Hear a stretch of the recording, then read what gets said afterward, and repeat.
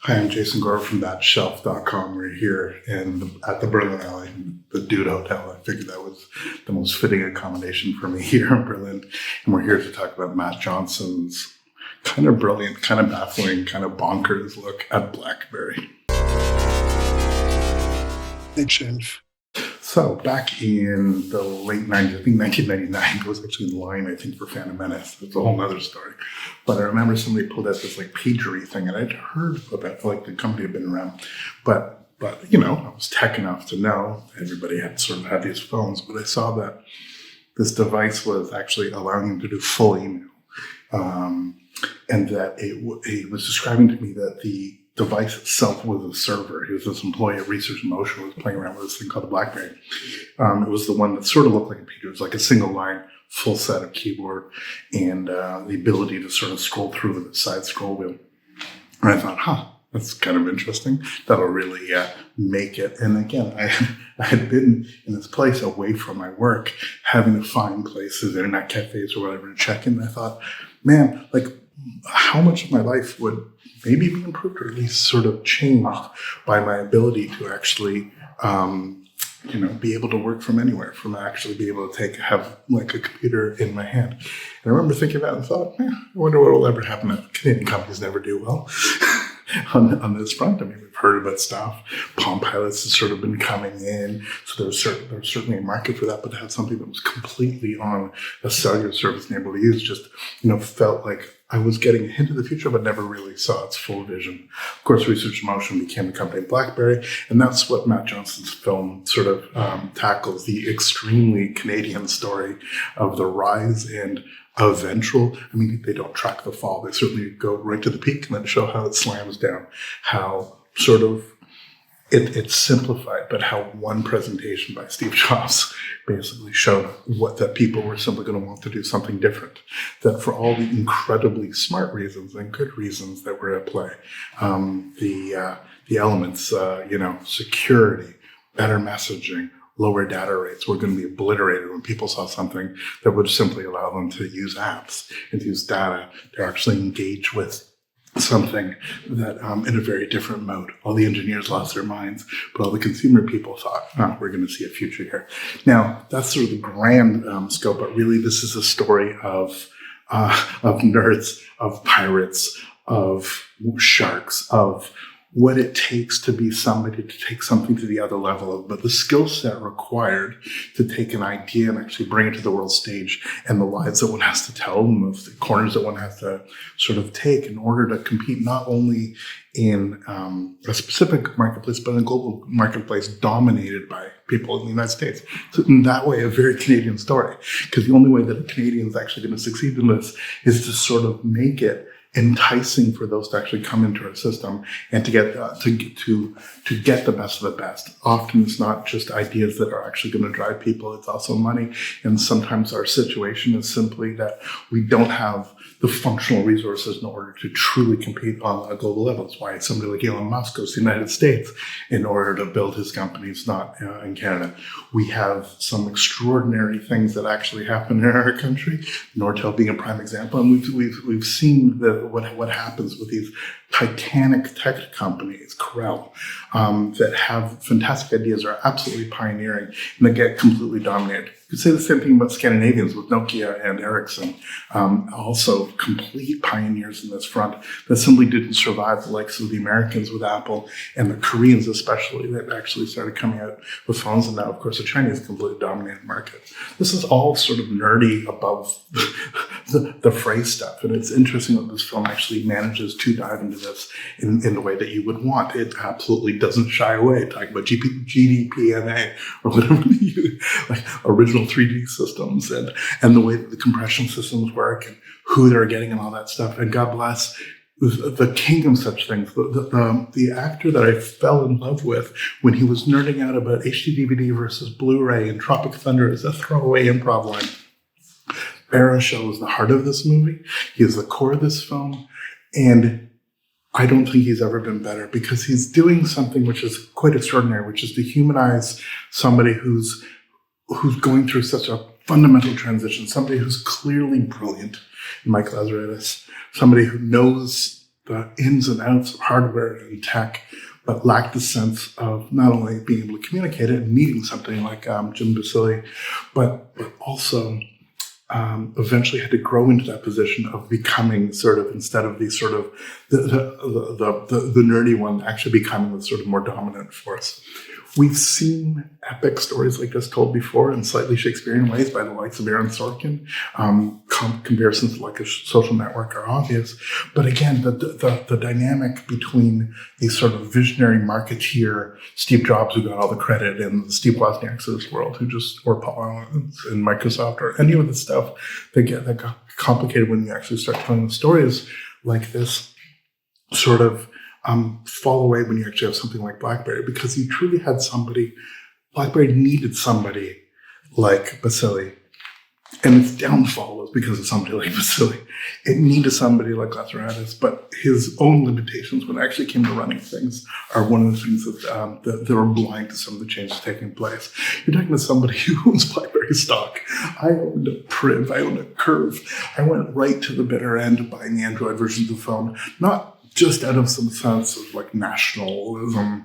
I mean, Baruchel actually talked about that a little bit in the press conference, being proud of being Canadian and running a Canadian phone. It was because I love keyboards. I can type, so I was much more effective. Every time I type on glass, it still annoys me. But we just never got where we were going to get. We got elements of what we're promising for a while. It really was at the top of the world, and then we saw it downfall. And there's something incredibly tragic about it. There's a universality of this story. But again, there's also this incredibly intensely Canadian thing of that we can get pretty good, but we can never get good enough despite we're trying. And this film sort of echoes that. I mean, there's as I talked about in the press conference, there's absolutely at play a correlation between the stuff going on in Waterloo and how it compares inexorably to what's going on in Silicon Valley. And that's the divide, is like, Silicon Valley North and all of this stuff. It's the same thing with Hollywood. Hollywood North versus Hollywood, like the real Hollywood, right? I've always heard, my father went to Waterloo, and the easiest thing to say is, it's a Canadian MIT. Well, nobody ever says MIT is the American Waterloo.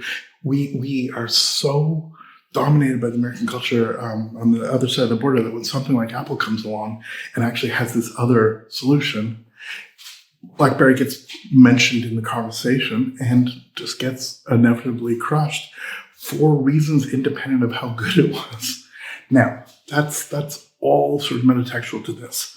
Matt Johnson has made a career of making sort of slightly goofy, yet sort of underneath the surface, smart films, pseudo-docs, playing around with what is true and what is false. And I gotta say, I was pretty trepidatious about this. I thought this was gonna be goofy, especially as I heard that he was gonna be in it, playing against Baruchel. Even Neve Fishman, the esteemed producer, expressed reservations about whether or not it was going to be him in the role, rather than casting someone else as the sort of third part of the triptych of the two founders and the eventual CEO. But it was Baruchel that fought for it, Matt, and I get why he did. He needed a foil. He needed somebody that had his back. And as Matt actually talked about in the press conference, the dynamic of the two of them sort of mirrored what was going on in terms of director and actor. And Baruchel is a filmmaker himself. Obviously, he's directed a number of things now. He's an incredibly vocal person when it comes to actually sort of wearing the stuff right on the sleeve. He's a very emotional actor in the best of ways. He's an incredibly funny, deep, and dark person when he needs to be. And really, as it all played out in this film, you really do get to have those various aspects of his charisma on screen. It was an incredibly charismatic screen. You feel some of the pain. You feel his frustration. You understand completely his not understanding the shifting in the marketplace, and those that simply would not understand. It's not just hubris. It's a very specific type of thing, that there are right answers and there are wrong answers. That why would you do something as inefficient as this if there's a more elegant solution? Why would you allow something that's so fundamentally broken because it's the easy and cheap way of actually going ahead and doing it? That's not what he fought for, and that's something that sort of expressed that. And the moment the moment you sort of make that sort of that leap, that Faustian thing, I thought of a serious man. As soon as you start manufacturing things outside of the normal purview, it's like just that moment at the end of Serious Man where the Job narrative takes a dark turn when the grade is changed, because at some point in time it's just easier to get it done. It's easier to move manufacturing. It's easier to do all that stuff, and that obviously inevitably is tied to what was inexorably going to be actually a shift in the marketplace. So yeah, it's playing here in competition in Berlin, and what's really fascinating for me is speaking to some of my European colleagues, completely oblivious to not only this being a Canadian film or even Matt Johnson's shtick, but that this was a Canadian story at all. Just BlackBerry was a thing. It was so international, it was never thought of as Canadian. And that is key. So much of our English language cinema is done in such a provincial way that it usually becomes sort of sublimated into a general cultural thing. Or it tries to be American. Or even when it does try to be Canadian, it doesn't sort of jump up and down about it. And this isn't like an overtly nationalistic film, but it is interesting that it tells a story which is so clearly Canadian, but is also so clearly universal. It is a story about one company, but it's equally a story about how partnerships break down, how creative differences and technical differences will shift, how a culture is shifted from when it's a bunch of nerds sitting there, trying to actually work together, the general startup ethos, to something much, much bigger.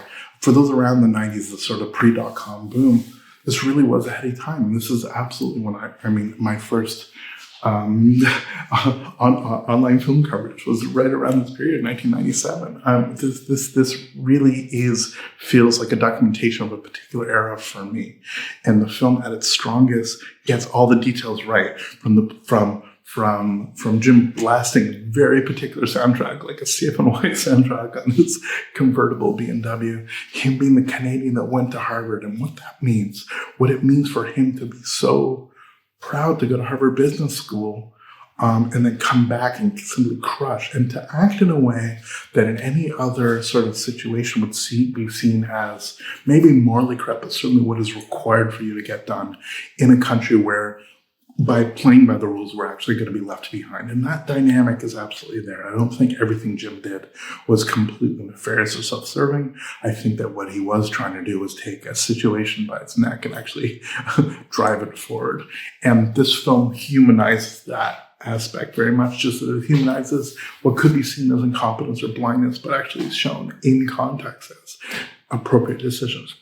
It's a rich film. It's funny. It's silly. It's goofy. It's bigger than life. There are moments that absolutely feels like the kind of stuff that Matt Johnson has been getting away with doing forever, but it's actually visually has moments that are actually quite stunning.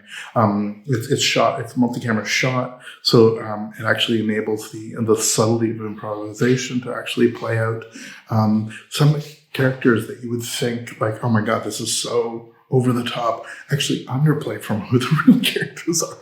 These were larger than life people in a country that doesn't always generate larger than life. And because of that, I think the film has this tension between like, are we going too big? Are we getting too far ahead of our skis, as it were? Which again, I have to pound this down. It's a very, very national character of our country. So to see that in this context, to actually feel seen by an international audience is actually a real treasure. And I've had an absolute pleasure of being able to screen this film.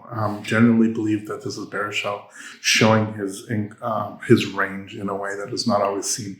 He's seen as this goofy guy or that stuff, but I truly think he's one of our great performers. He's been doing this forever. It's not like I'm telling anybody who's actually been following his career anything new, but I really hope it gets the recognition that it deserves. In the same way that somebody like Heisenberg got it for Social Network. It's a fine line. It's a very, very different character than you've seen him play. It's a very different character that I think that anybody actually would respond to. Yes, it's a particular type. It's a particular tech type, slightly on the spectrum, but also very, very driven, very smart.